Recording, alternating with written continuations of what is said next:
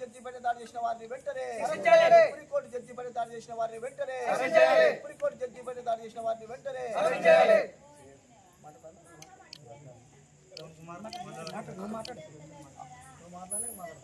తాళపత్రి మండలం పెద్దపడవల గ్రామ ముందుకు రాలా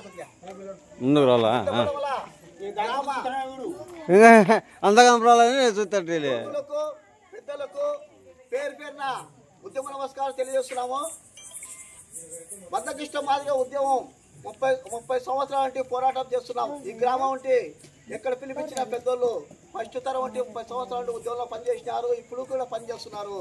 కనుక ఎందుకంటే జాతి కోసరం, జాతి భవిష్యత్తు కోసము మందకృష్ణ మన ఎస్సీ వర్గం కోసం 30 సంవత్సరాల పోరాటంలో ఎంతో మంది త్యాగాలు చేసినారు, ప్రాణాలు అర్పించడం జరిగింది.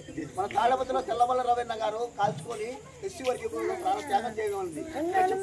ఎంతో మంది ప్రాణ త్యాగం చేసినాము. ఆ త్యాగాల వల్ల ఎస్సీ వర్గం సాధించుకోవడం తెలియజేస్తున్నాము. ఎందుకంటే 30 సంవత్సరాల పోరాటంలో ఎన్నో సాధించుకున్నాం. ఇప్పుడు సుప్రీంకోర్టు జడ్జి పైన దాడి జరిగింది. నాన్న ఓ దళితుడు స్వతంత్రం వచ్చి 75 సంవత్సరాలు కాస్తున్నా సుప్రీంకోర్టులో దళితులు లేరు.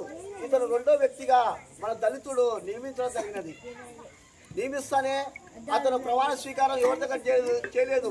డాక్టర్ బిఆర్ అంబేద్కర్ దగ్గర ప్రమాణ స్వీకారం డాక్టర్ బిఆర్ అంబేద్కర్ దగ్గర పోయి ఆ విగ్రహానికి పూలమాల వేసి కాళ్ళకు నమస్కారం చేసి అందరికీ జై భీమ్ అన్నాడు. జై భీమ్ అని పోయి ధర్మశాస్త్రం కుర్చీలో కూర్చొని న్యాయం తీర్పిస్తున్నాడు. కొంతమంది జీర్ణించుకోలేక ఇతనిపై కుట్ర పన్నారు. సుప్రీంకోర్టులో పెద్ద